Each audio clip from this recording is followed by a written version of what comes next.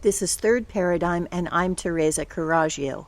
My title today is Pedo-Sadist and a Call for Help, and my subtitle is Where to Go When the Authorities Are Corrupt. That's a question that I'm going to be putting out to you, and I'll be reading this verbatim from what's written in Substack Third Paradigm, so if you want to go there and read it, you won't be missing anything other than my horrified expressions. So first things first, the phrase pedophile is a contradiction in terms. No one who loves children would molest them. We talk about Francophiles who love all things French, or bibliophiles who love books. The term pedophile softens and normalizes an act of torture and violence, the willful infliction of trauma and the sadistic use of power. It is accompanied with threats and shaming in order to keep it secret. It damages the victim and the relationships with everyone they trust who fails to protect them. Call it what it is, pedo-sadism. In this episode, I tell a personal and urgent story of a 16-year-old girl whose mom is my neighbor, who is in a dangerous and urgent situation and abusive where every avenue to go to an authority has been blocked. There is corroborating evidence that the dad, with a history of extreme violence, may be drugging her, going into her room, which only has a lock on the outside to lock her in, forces her to keep her curtains open for the registered pedophile next door and his adult male guests, and may have plans to traffic her. I'm telling her story because the mom is doing everything she can think of to keep her safe and has run out of options. I racked my brain and my personal connections before deciding to take the risk of going public. What I realized is that nothing I can do, even if it came to the attention of the dad, can make her situation more precarious than it is. As long as she's isolated and others don't know what's going on, she's vulnerable. And so, while this is keeping me awake at night and makes me feel sick to my stomach, I thought I would burden you with it too. You're welcome. Any situation, whether personal or political, requires evaluating facts and logic, looking at the consistency between them, and asking, what difference does it make? The information and evidence that I have comes from the mom who hasn't seen her now grown son or daughter in 10.5 years. What if she and the grandmother are crazy or lying to me? Her information comes from her daughter on a phone she smuggled to her through a friend, and a phone line that won't be recognized as the mom's if it is confiscated. What if the daughter is making it up to get attention? What I'll give you is what I've been told and the evidence that's been given to me or that I found to back it up. You should judge for yourself and evaluate it for consistency. But here are the consequences. If the daughter or mom are lying and we believe them, the daughter will go someplace safe until it can be investigated, and then she'll go back. If the mom and the daughter are telling the truth and we don't believe them, then the daughter could be disappeared with the story that she ran away, or could be suicided, something she's promised the mom she would never do without finally getting to see her. With that said, it would be much easier to believe this isn't real. So even though I won't be using names other than the family court judge, assume the word allegedly before every sentence. When I first met my new neighbor and learned that she had 2 teenage kids she hadn't seen in a decade, I thought the worst of her. I could see that she was a doting, playful mother to her preschool daughter with a different dad. I knew she didn't drink or do any kind of drugs. The houses are so close a slightly raised voice would be heard, but I only ever heard laughing. But maybe she had a past. She told me the court gave full custody to her abusive ex, who moved the kids away and broke off all contact. I wondered, is that legal? They must have had a good reason. Judges just don't do those things without a cause. What did I really know about her? Then one day she told me I should look up Solano Families United.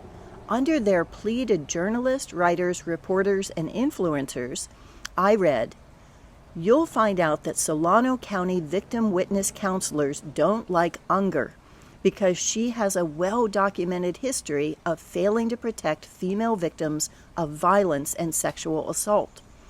You'll find that she was removed from CPS court due to excessive disqualifications due to bias. You'll find out that Unger's poor reputation is far-reaching, and even other counties' family law employees know about that rogue judge in Solano County. You'll search online and find out about the recall attempt and the numerous complaints on the robing room." So on the site, Recall Judge Unger is a page of excerpts from the filed complaints. Yet the most poignant and devastating are the mother's stories of what happened to the estranged kids after these court decisions. I found the full list of raw comments on the robing room, which is a place that you can put your comments on judges, and they can be rated with anonymous comments. Because Judge Unger has now retired, her page is only available through the Wayback Machine, but to make sure it didn't disappear, I copied 15,000 words into a document, comment by heartbreaking comment, nearly every one a mother's worst nightmare of custody given to an abusive or negligent spouse. The advice on these pages shows the calculating method behind the madness. These mothers recommend that you grit your teeth and hire Unger's husband as a divorce lawyer if you can afford it. Then you can't be assigned to her court because of conflict of interest. If you can't afford a lawyer and end up there, file for bias in a different court after the first hearing. One video explains how profits are generated by giving one parent sole custody on temporary orders, forcing expensive legal battles. The Facebook group Against Unger, Justice for Mothers gives even more heartbreaking details. In my neighbor's case, the corruption goes even deeper. I asked her to describe the abuse in her marriage, and she texted me back, "Let's see the physical side of it. For 12 years resulted in him busting my left eardrum, many black eyes. He cut my eyeball once with his wedding ring when he punched me, dislocated my shoulder and broke my right arm, broken nose a few times. He would always kick me repeatedly once I was down on the ground, which resulted in my kidney splitting open one time, and I had to have surgery to repair it. Many broken ribs so badly that to this day I still have what is called a floating rib, because one of my ribs broke off my rib cage and never reattached. Many times after a beating, he would add insult to injury by spitting on me afterwards. The last thing he left me with was from him stomping on my head so many times after I was down on the ground. It shattered my lower skull, so I now have a lovely 3-inch scar and no skull on the lower part of my head where it attaches to the spinal cord as a reminder. These physical scars heal up eventually, but it's the mental and emotional that stayed with me for years. Often the unseen scars and wounds are what hurt most. He would call me things like a stupid cunt, which he also called my daughter recently as well, told me I was worthless and nobody would ever want my stupid ass, and I should be grateful he kept me around. Nothing I ever did was right, nor was it ever good enough. I would clean the house spotless, and he would put on a pair of white latex gloves and go around the whole house until we found a spot with dirt somewhere, and I was yet again a failure and an idiot and worthless. At one point in our marriage, he actually placed bars on the window in our house and would padlock the doors from the outside while he went to work, leaving me and the kids with no way out until we got home, not even if there was an emergency. After being told these things for so many years, a part of me began to believe maybe he was right, and began blaming myself for never being good enough. But after I woke up in the hospital for my head surgery, I immediately asked where were my babies and if they were all right. My mom was with them in the waiting room and brought them in to see me. I remember looking at their beautiful, innocent faces and decided then and there I had to leave him because I did not want my children growing up thinking that love is supposed to hurt. When she got out of the hospital, she drove with the kids to Washington State and stayed in a women's shelter, and then with her mom for 8 months. Throughout this, she called her husband every night so the kids could say goodnight to him, despite his irritation for being bothered. Then she agreed that his mom, who also lived in Washington, would pick up the kids and take them to stay with him for a month in August 2011. Throughout that month, she talked to them every day. On August 31st, she waited at the meeting place, but he never showed. He didn't answer her calls, nor did his mother or sister. She contacted the police in Washington and California, but both told her that since they were still married and without a custody agreement, there was nothing they could do. On Valentine's Day, after 6.5 months, he called out of the blue and said that they would meet her for a visit and to talk. With him still on the phone, she ran to buy them Valentine's presents, and he laughed at her and said she didn't need to do that, a bad sign in retrospect. At the arranged McDonald's, a strange man came up and said her name.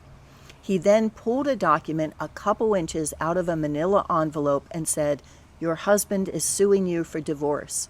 She collapsed to her knees, sobbing. The guy mumbled, "I'll be in touch," and left, taking the papers with him. She phoned her husband, who answered and said, "You stupid bitch, we're nowhere even near Washington. We're not coming. I just wanted to get you in a place my lawyer could find you." She did see the strange man a month later. He showed up in front of a store in her neighborhood and asked if she wanted to do some drugs. She said, "Sure, I'll meet you around back," and then went in the store and sent the security guard out to him. 6 months later, he called and identified himself as her husband's attorney and arranged to meet at the McDonald's. This time he brought papers for her to sign, saying that she would owe no child support, but kept his thumb over the sheet, saying that she would give up all custody of her children. She took it from him, read it, and ripped it in two, saying that she would never sign away custody of her kids. He took the pieces with him and left. Months later, she located the lawyer's name and number and called to ask where her kids were and why couldn't she talk to them. Her husband then later called her mom's phone at 3 a.m. to tell her the kids didn't want to talk to her. That was the only time he called in 10 years. It took the mom 7 years to get a copy of the divorce documents that had never been served on her. When she found the court, it was Unger's in Solano County, and despite numerous tries, she could only get a copy after the judge had retired. When she did, the clerk who pulled the documents noticed something strange. Her name was spelled wrong in the signature. Her name from birth has an unusual spelling, but whoever had signed, relinquishing all custody, had spelled it wrong. Sometime after that, she woke up at 2 a.m. and something told her to search the internet again for her son, who also has an unusual name spelling. Someone with that name had just started a Facebook page moments earlier. She sent a note to see if it was the right person, and he stated that he shouldn't respond since there was a restraining order against her, but as his mother, he'd let her write one message. She wanted him to know that it wasn't his fault. Whatever happened had been between her and his dad, but he should know that it had nothing to do with him. She had never gone a day without looking for him and loving him, and she was just happy to know that he was okay. The son broke down in his next message and said, "I knew you didn't abandon us. I love you too, and I'm so glad that you found me." They corresponded for some weeks, during which she found that they were in Solano County, and then suddenly he sent a text that he didn't want to talk to her ever again. That was the last contact she's had from her son. A year later, someone contacted her on Facebook and said she was helping her friend find her birth mom. That began cautious conversations with her daughter, who asked how she could know if she could trust her. The mom said, "No one can tell you that. You need to listen to your heart." The daughter asked questions about her past and said later she was testing her, asking questions in different ways, but the answers were always consistent. According to the mom, these are things that her daughter told her. In one conversation, the daughter asked if the mom had dropped her on her head in a cement basement, which is why she'd been told that she was so stupid. The mom said absolutely not, and furthermore, they never even lived in a house with a cement floor or basement, and she wasn't stupid. When the mom had gained her trust, the daughter told her that when the dad found out the son was talking to the mom, he hit him and broke his jaw. Then he made him write the text. That was when the dad moved the family to Idaho, where two of the stepmother's relatives worked for the sheriff's department and another was warden of the prison. The stepmother and dad had a son, then 7 years old. The daughter was told she wasn't part of the family and not allowed to eat with them or watch TV. When she first got her period, the dad sat her down for a talk. He told her that she could get pregnant now, and if she did, it would be her fault, even if it was from him or the grandfather. At 15, she got a ride home from an older boy who pulled over the car and tried to rape her, ripping her shirt in the process. She ran out of the car and ran home. As she came in, mascara running down her face, the stepmother asked what happened, and she told her. The stepmom slammed a dictionary down and made her look up the definition of criminal. "That's what you are," she said, and made her write the definition 130 times. Is that not shades of Harry Potter or what? At a get-together with the stepmother's family, everyone was watching a movie to which the daughter wasn't allowed, and so was in the kitchen. The brother-in-law, who worked for the sheriff's department, came in and started grabbing her. She asked him to please stop. He said, "After what you've done," meaning the attempted rape, "no one would believe you." According to the daughter, the stepmom once choked the older brother for not washing the dishes right until his face turned blue and she left nail marks on his neck. Then the dad came in and slammed him against the counter for not respecting his stepmom. Another time she beat him with a wooden spoon for missing a leaf when he raked the lawn. The girl's real mom had her memorize her sister's address in case she ever needed a place to go. That came in handy when the dad confiscated her phone and found she'd been communicating with the mom. Saying that she was a cunt just like her mom, he kicked her out of the house. Through a route I won't describe, the daughter made it to her aunt's house, where she found out everything that she'd been told about her past was a lie. She stayed for 2 weeks until the father found her and sent the police to hand her over to his mom. When she got back, she was given a behavior contract signed by the dad and stepmom. The stepmom's signature was eerily similar to the misspelled name signing away custody. So on the Substack, I have what I transcribed from the photo the mom sent me with the daughter's handwritten notes that I've put in italics. The consequences, it starts out with. 1, no marching band. The daughter writes, "I already know this. Why print it again? It just hurts more." No TV. No after-school activities. You start with 7 outfits, 7 shirts, 7 bottoms, 2 sweatshirts, 1 pair of shoes, 1 pair of pajamas, bed with sheets, blankets and pillows, school backpack, basic hygiene kit, and 1 journal. She writes, "Did you find mine that I never got back?" It continues, "If any of the items you are allowed to keep are damaged by your negligence or sloppiness, they will not be replaced. If you fail to complete your laundry on your designated laundry day, you will wear dirty clothes for the following week. Each week of good behavior earns 1 listed item. Reward list. Jewelry, 1 item." She writes, "Given to me by friends, so shouldn't be taken." 2 tops or 2 bottoms. She writes, "Ridiculous, it's clothing." Makeup. She writes, "Why is this something that's taken away?" 1 pair of shoes, 1 hour of TV, or 1 family movie. She writes, "I'm fine without those. I already miss plenty." 1 supervised requires okay by dad since he will be supervising after school activity. She writes, "Not usually allowed. My friends won't want to hang out with me."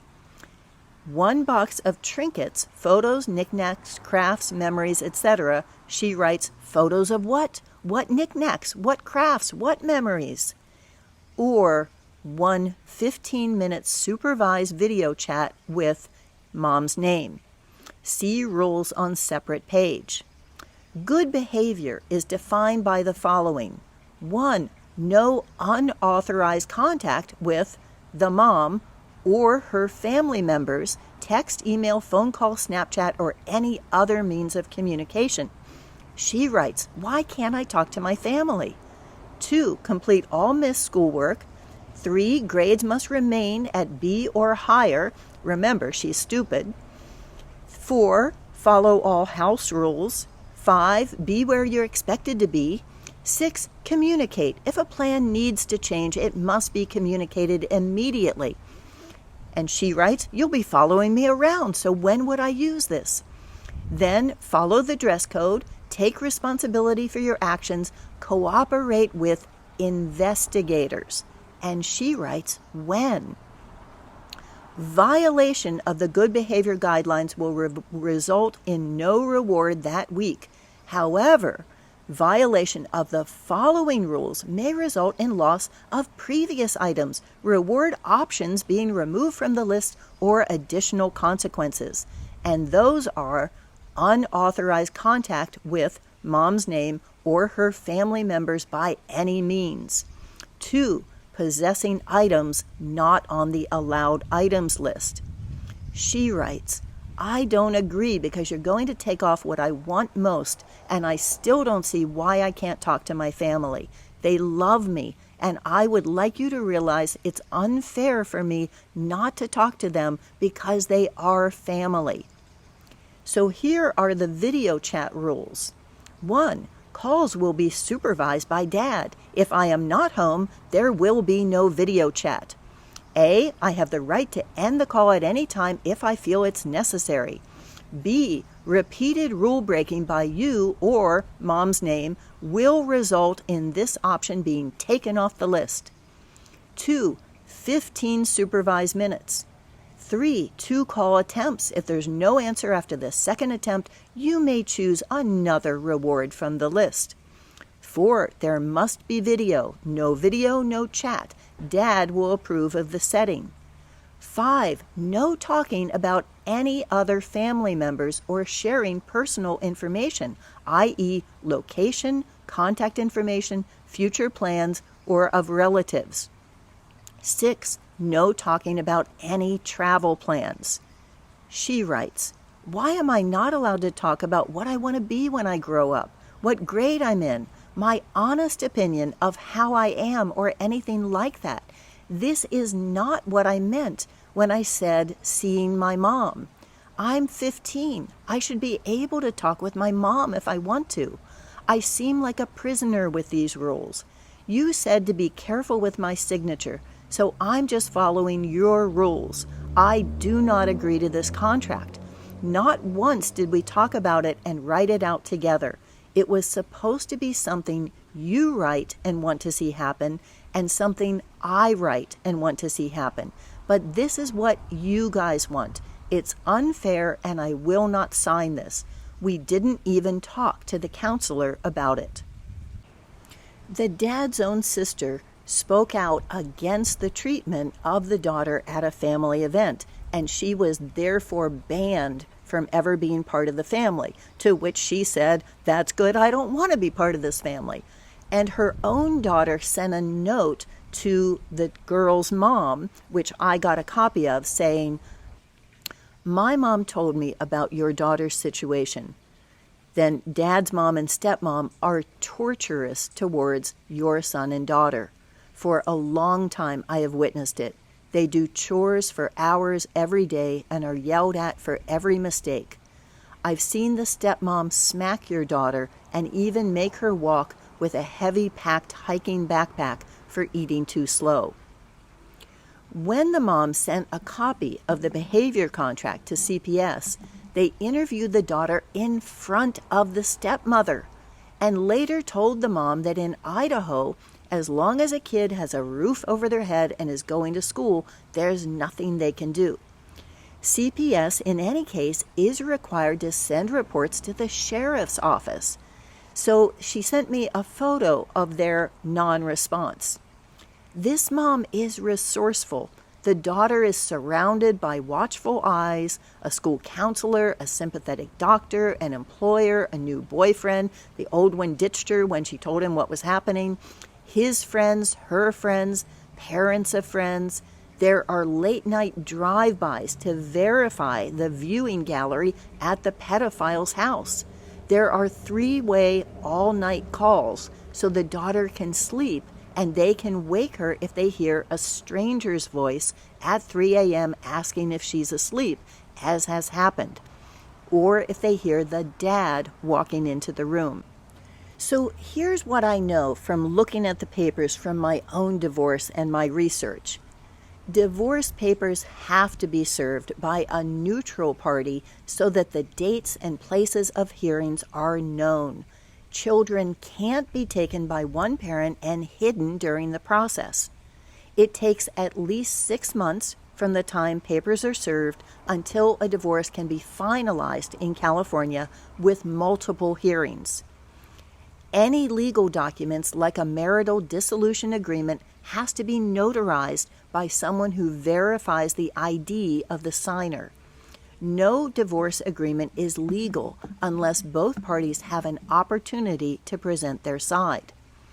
No matter what the custody agreement, children cannot be taken from one spouse with all contact cut off, their location hidden, and no rights of visitation. Property bought with earnings or given by others, whether friends or the other parent, cannot be taken away from a child. There is no legitimate reason to forbid or prevent a child from talking with her family or having school-supervised extracurricular activities. Here's what I'd like to see happen. The daughter is legally able to go somewhere safe of her own choosing, while an investigation is done into the allegations of forgery in the divorce, fraudulent representation, kidnapping, and child abuse. The investigation into the divorce should include transcripts of the hearings, examination of the notary seals, and the books kept by those notaries. For the investigation into the kidnapping, the mom can show 10 years of phone records showing that she called the dad's phone daily, trying to reach her kids. The investigation into the abuse is collected by a public or private entity outside of the Idaho Sheriff's Office or the Solano County judicial system, so that it can also investigate their role in enabling it. And that witness testimonies, and there are many, can be kept confidential for their own safety. And so here's my question for you. Where does the mom go to make this happen? I spoke to the mom today, and there are safe places that are neutral that would be happy to take the daughter in, who say that she is the sweetest and kindest young woman that they've ever met. that she's a little shy and that learning to trust is going to take a while, but that they don't have much, but they're willing to share whatever they have in order to make her safe. So this is something that could happen quickly if there was a way to do it. And that's what I'm looking for. And I need your help to figure it out. To follow this up, I need to suggest what's the best that can happen, and also waking the dragon mom, because this is certainly one. And thank you for watching and for caring.